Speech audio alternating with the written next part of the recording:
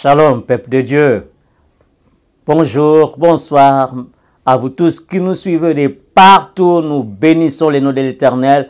Oh, merci pour tous ceux qui sont en train de commenter, de liker. N'hésitez pas, parce que vos likes, vos commentaires, c'est aussi une façon de participer à notre ministère. C'est aussi une façon de participer à la grâce que Dieu a mise à nous. Likez, commentez et partagez surtout. C'est un très beau cadeau de partager la parole de Dieu. Un très bon cadeau de partager, partagez et abonnez-vous massivement dans cette chaîne Congo Crélia TV où vous allez écouter la parole du Seigneur avec le révérend pasteur Chris Kalumba qui est avec vous. Que l'Éternel vous bénisse au nom de Jésus-Christ. Ouais, nous allons prier, rendre gloire à Dieu et recommander ces moments de prédication encore entre les mains du Seigneur. Prions. Toi qui es digne de louange et d'adoration, nous t'aimons parce que tu n'as pas changé. Notre Père, merci pour ta présence au milieu de nous. Toi qui agis, que c'est qui se révèle, lorsqu'au travers de cette parole, tout celui qui va tomber sur cette prédication, oh Yahweh, que cela puisse être, Seigneur, une réponse à son problème au nom de Jésus.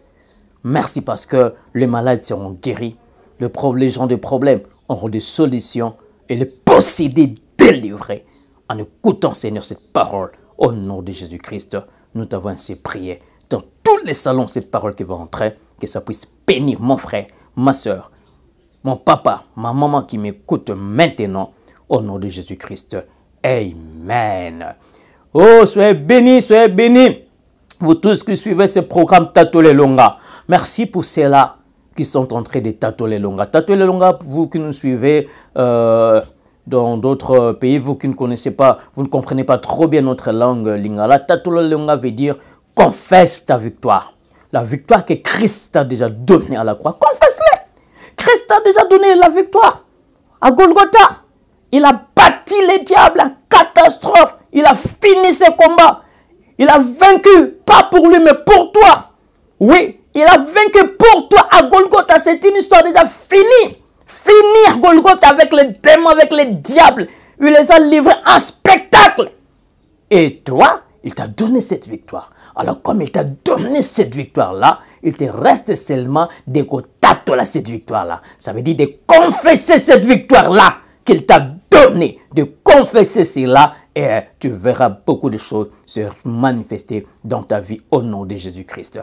Alors merci pour vous qui nous suivez partout en Afrique, en Asie, en Europe, en Amérique. Nous attendons plusieurs témoignages. Soyez bénis au nom de Jésus. Et si vous voulez continuer à nous suivre, allez-y à notre page Facebook.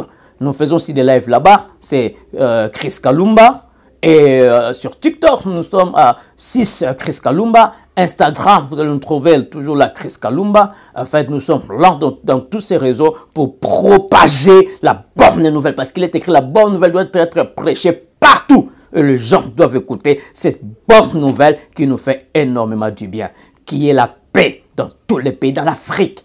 Mes chers frères africains, qui est la paix dans vos pays? Qui est la paix dans vos pays? Là où il y a le trouble en Afrique, dans les pays d'Afrique, nous demandons la paix au nom de Jésus. Au nom de Jésus, mes frères africains, qui est la paix et l'amour, que ça puisse régner en Afrique, au nom de Jésus. Partout où vous nous suivez, Europe, Asie, Amérique, recevez la paix du Seigneur au nom de Jésus. Ah oui, nous sommes aujourd'hui en Nombre, chapitre 11. Nombre chapitre 11, nous commençons le verset 16 jusqu'au verset 23. Faisons notre lecture. Il est écrit, l'Éternel répondit à Moïse, rassemble-moi 10 hommes, choisis parmi les responsables d'Israël, des hommes que tu sais être des responsables et des chefs du peuple, et amène-les devant la tente de la rencontre, qu'ils se tiennent là avec toi. Alors je descendrai m'entretenir là avec toi. Je prendrai de l'esprit qui est sur toi et je leur donnerai pour qu'ils portent avec toi la charge de ces peuples, de sorte que tu n'auras plus à la porter seul. Tu diras au peuple, purifiez-vous demain et vous mangerez de la viande, puisque vous avez pleuré aux oreilles de l'Éternel en disant, ah, si seulement nous pouvions manger de la viande, nous étions si bien en Égypte, eh bien l'Éternel va vous donner de la viande à manger. Pas un seul jour, ni 2 jours, ni 5 jours, ni 10 jours, ni même 20 jours, mais durant tout un mois, vous en mangerez jusqu'à que vous sorte par les narines et que vous en ayez la nausée. Car vous avez méprisé l'Éternel qui est au milieu de vous et vous avez pleuré devant lui en disant, pourquoi donc avons-nous quitté l'Égypte? Moïse répondit, écoutez Moïse maintenant, ce peuple dont je fais partie compte 600 000 hommes de pied et toi, Wanak, c'est qui? C'est Dieu. Et toi, tu leur promets pour un mois entier de la viande à manger, abattra-t-on pour eux des brebis et de bœufs pour qu'ils en aient suffisamment? Et même si on leur pêchait tout le poisson de la mer, en aurait-il assez? L'Éternel lui répondit. L'Éternel lui répondit. Le bras de l'Éternel serait-il trop court? Tu verras sans tarder si oui ou non ma parole se réalise devant toi. Alléluia. Tu verras sans tarder si oui ou non ma parole se réalisera devant toi. Alléluia. Bien-aimés dans le Seigneur, que le nom de l'Éternel soit loué. Ici, la terre, c'est Moïse. Moïse qui a fait sortir le peuple d'Israël en Égypte pour les ramener à la terre promise. Mais bien aimé, c'est un peuple incrédule, c'est un peuple difficile à supporter. Et des fois, à un moment, même nous, même serviteurs, servants de Dieu, enfants de Dieu, nous doutons aussi des fois à l'action divine dans notre vie, ou l'action divine aux gens qui viennent poser leurs problèmes chez nous. Ici, c'est Dieu qui parle à Moïse. Je vous avais dit dans une prédication précédemment, la voix de l'Éternel, des fois, c'est difficile à exécuter. Une femme peut te parler difficile, facilement tu peux comprendre et tu peux exécuter. Mais quand c'est Dieu même qui parle, des fois c'est de doute et tout ça. Dieu parle ici à Moïse et il lui dit, rassemble ton peuple, amène ton peuple, moi je vais leur parler. Et dis-leur qu'ils vont manger à gogo. Parce qu'ils étaient en train de murmurer, je les ai menés ici, en Égypte ils mangeaient bien, ici ils ne mangeaient pas bien, ils étaient en train de murmurer. Alors comme ils sont en train de murmurer, dis-leur que je vais leur donner de la viande, pas un seul jour, mais plusieurs jours, ils vont manger. Jusqu'à ce que la nourriture leur sorte des narines. Ah! Ils vont manger à leur société, tout le monde va manger. Et ce n'est pas pour un seul jour. La Bible dit, ce n'est pas pour un seul jour, ni 2 jours, ni 5 jours, ni 10 jours, ni même 20 jours, mais durant tout un mois. Ils vont manger de la viande. Ah, Moïse écoute cette parole. Moïse commence à douter. L'homme reste toujours l'homme. L'homme reste toujours l'homme. C'est pourquoi je vais te dire, de tous ces gens que tu connais dans la Bible, c'est lui qui n'a pas douté à son Dieu, c'est lui qui n'a pas douté à son Père, c'est Jésus-Christ de Nazareth. Le Fils du Dieu très haut, seul, lui qui avait confiance à son papa jusqu'à Golgotha. Seul Jésus. Tous ces gens-là que vous voyez, ils ont douté. Élie a eu peur à un moment. Il a fait même Jézabel. Moïse a douté. Que vous voulez parler? Tous ces prophètes-là, à un moment, ils avaient peur. À un moment, ils doutaient. Abraham avait douté. Mais Christ, oh, je te présente Jésus. J'ai dit que Christ, Jésus, le seul et l'unique qui est resté Dieu, qui est resté constant dans sa foi avec son Père, c'est Christ. C'est Christ. Christ n'a pas eu peur. Christ n'a pas douté même une seule fois. Christ n'a pas même désobéi à la voix de l'Éternel. Le seul, c'est Christ. Tu vas me dire, oui, pasteur Christ, mais comment? Christ aussi avait eu peur à Gethsémane. C'est pourquoi il avait dit que non, Père, s'il est possible que tu puisses éloigner cette coupe de moi ici parce que Christ avait eu peur de la mort. Non. Non. La seule personne qui connaissait qu'il devait venir sur cette terre, il avait une mission, il va mourir, après il va être ressuscité. C'est Jésus-Christ. Il connaissait bien sa mission. Alors comment quelqu'un qui connaît bien sa mission, qu'il va venir, après il va mourir, il va monter à la croix, et puis il va être ressuscité, comment il peut avoir encore peur de la mort? Non.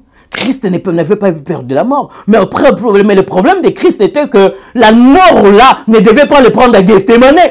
Ces choses-là ne devaient pas se terminer à Gethsémane. Ces choses-là devaient se terminer à Golgotha. C'était à Golgotha. Le rendez-vous, c'est à Golgotha. Le lieu du crâne, c'est à Golgotha. Là où il allait détruire les œuvres du diable, c'est à Golgotha. Ça n'allait pas finir à Gethsémane. C'est pourquoi il a dit au Père, s'il est possible, éloigne de moi cette coupe. Donc que cette coupe ne reste pas ici, que cette coupe va à Golgotha. Parce que c'est à Golgotha que je dois finir avec le diable. C'est à Golgotha que je dois finir avec Satan.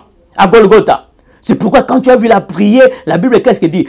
Son sueur s'est transformé en grumeau de sang parce qu'il a senti le poids. Il a senti que apparemment ça voulait finir là-bas, Gethsémane. C'est pourquoi il dit, papa, ces choses ne vont pas finir ici. Éloigne de moi cette coupe. Amène ça à Golgotha. C'est là, le rendez-vous, c'est Golgotha. Je te dis, toi qui me suis, le problème là qui te ronge là, la situation qui est difficile là, ça ne va pas se finir là. Il y a quelque part où Dieu va manifester sa gloire et tout le monde va voir la main de l'Éternel dans ta vie et ils auront considération dans ta vie. Oh, je sens moi de te dire que Dieu fasse des choses qui va donner la considération, l'admiration, le respect des gens en ton égard au nom de Jésus-Christ. Dieu fasse des miracles, que Dieu fasse des exploits dans ta vie, qui va te donner du respect, qui va te donner de la considération, qui va te donner de l'honneur aux yeux des autres au nom de Jésus-Christ. Christ était resté constant. Mais ici, qu'est-ce que vous voyez? Moïse, qu'est-ce que tu n'as pas vu? Dieu vous a délivré, vous avez quitté l'Égypte. Vous commencez déjà à partir à la terre promise. Mais Moïse, tu commences à douter. Dieu a fendu les eaux, la mer s'est ouverte, Moïse. Mais tu doutes que Dieu peut donner à manger à ces peuples-là. Tu doutes que Dieu peut faire des exploits. Oh, l'homme est des fois confus. L'homme est des fois l'homme. Qu'est-ce que tu n'as pas vécu dans ta main? Qu'est-ce que tu n'as pas vécu dans ta vie en l'an 2023? Tu étais malade, mais Dieu t'a guéri. Tu avais des problèmes financiers, mais Dieu l'a résolu. Mais comment jusqu'aujourd'hui 2024, tu continues à douter à l'Éternel? Comment jusqu'à 2024, tu commences à douter de Dieu? Ne doutez pas, mes bien-aimés. Peut-être c'est la stérilité, mais sache que tu étais malade, Dieu t'avait guéri de cette maladie-là. Tu n'avais même pas ce mariage, Dieu t'a donné ce mariage. Et si Dieu t'a donné ce mariage, il est aussi capable, il est aussi possible de te donner la procréation et la fécondité au nom de Jésus. Reçois cela. Il est capable de te donner cette fécondité, la procréation au nom de Jésus. Pourquoi tu doutes de Dieu? Regarde un pas en arrière les choses que l'Éternel a fait pour toi. Regarde un pas en arrière. Tu n'avais pas de parcelle. Tu n'avais même pas un terrain. Mais Dieu t'a donné même une moitié de la parcelle, même une demi, même un tiers de la parcelle t'a donné. Mais s'il t'a donné ça, c'est le même Dieu qui va te donner de l'argent pour terminer les travaux de construction. Il est Dieu. Pasteur, bishop, évangéliste, apôtre, vous me suivez. Vous n'avez pas même un terrain pour construire, mais Dieu vous a donné le terrain. On vous avait chassé à la parcelle où vous louez, mais Dieu vous a donné un terrain. Pasteur, sois calme. Prophète, sois calme. Bishop, sois calme. Si Dieu t'a donné ce terrain-là, il donnera aussi l'argent des partenaires pour que vous puissiez terminer ce temple-là. Vous qui êtes en construction, vous construisez des temples, recevez la prospérité financière au nom de Jésus. Vous êtes en Europe, l'église c'est en Europe. Oui, on vous a chassé de cette salle ici parce que vous n'avez pas encore de l'argent. Les gens ne donnent pas bien. Mais que Dieu vous restaure et qu'il puisse vous donner une salle bien faite pour que vous puissiez tenir des réunions publiques, des réunions divines au nom de Jésus-Christ. Au nom de Jésus-Christ, je bénis tous ceux qui construisent le temple, tous ceux qui sont dans la construction, que Dieu vous aide, que vous soyez bénis pour que ce temple soit fini au nom de Jésus-Christ. Papa, tu étais chômeur. Dieu t'a fait du bien. Même dans ce chômage-là, vous arrivez quand même à manger. Mais pourquoi tu ne peux pas croire que ce même Dieu-là peut encore te donner le travail? Pourquoi tu ne peux pas croire que ce même Dieu-là peut encore te restaurer? Qu'il te donne le travail. Sors de ce chômage-là au nom de Jésus. Que ce licenciement-là finisse au nom de Jésus. Reprends le travail au nom de Jésus-Christ. Si Dieu a déjà fait quelque chose hier, sache-le aujourd'hui, il peut encore faire quelque chose. Ouais, parce que c'est un Dieu qui est notre Père. Il a un pas dans le passé et il a un autre pas dans le futur. Et lui-même réside dans le présent. Il est là présent au milieu de nous pour nous faire du bien. Un pas dans le passé, un pas dans le futur et lui-même est assis dans le présent. Parce qu'il est notre papa, parce qu'il est notre Dieu.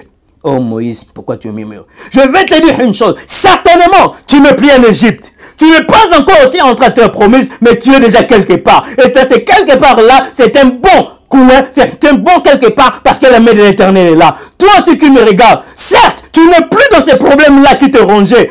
Tu n'es plus dans ces problèmes-là, mais tu n'as pas encore la solution entière, mais tu es déjà quelque part. Et là où tu es quelque part, la grâce de l'Éternel est avec toi.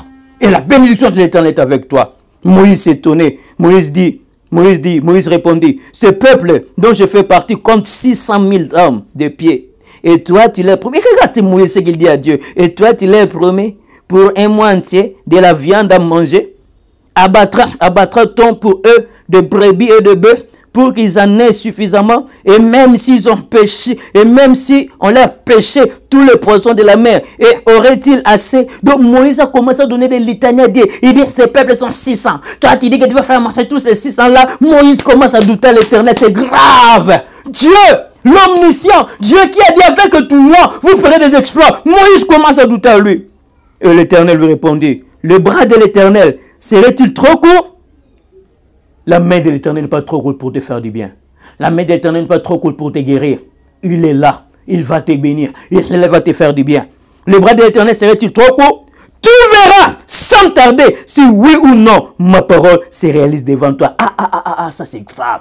L'Éternel lui dit, tu verras sans tarder si oui ou non ma parole se réalise devant toi. Ça, Dieu met maintenant sa réputation en jeu. Je t'ai dit, pour ton problème, pour ta maladie, Dieu met sa réputation en jeu. Toi qui doutes, ou les gens qui doutent que si dans ta vie, les exploits vont se faire, les gens qui doutent, si dans ta vie, tu auras encore des enfants, si ta stérilité va finir, si ta maladie incurable est là, tu seras guéri de ça, si tu vas reprendre le boulot, Dieu dit, tu verras.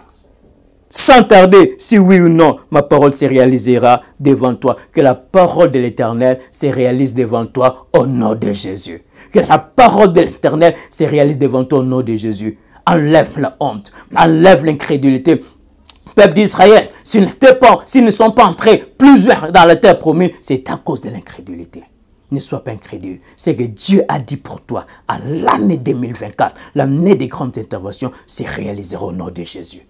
Il n'est pas un fils de l'homme pour mentir, ni pour se repentir. Ce qu'il dit, il réalise cela. Il va réaliser la grâce de Dieu dans ta vie. Et il dit, voyez, ici Dieu maintenant dit, donc Moïse, toi tu ne crois pas moi. Moïse, toi tu ne penses pas, tu ne crois pas moi. Tu verras si ma parole ne se réalisera pas. Eh bien, si vous lisez la suite, vous allez voir comment est-ce que Dieu avait agi. Comment est-ce que Dieu avait répondu. Les gens mangeaient. Les cailles sont sorties. La manne est sortie. Et les gens ont mangé à leur société. Dieu ne ment pas.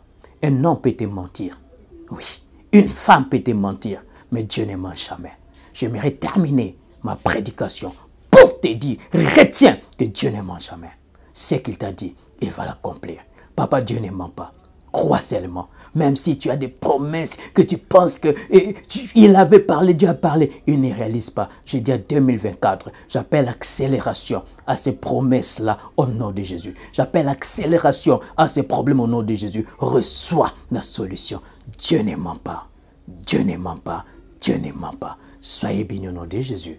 Vous tous qui nous avez suivis, soyez bénis, que la grâce de l'Éternel se repose sur vous. N'oubliez pas de témoigner, n'oubliez pas de mettre vos sujets de prière, même aux commentaires, même inbox, même au numéro qui défile là. Contactez-nous, mettre vos témoignages, vos sujets de prière. Nous allons prier pour vous et vous bénir au nom de Jésus.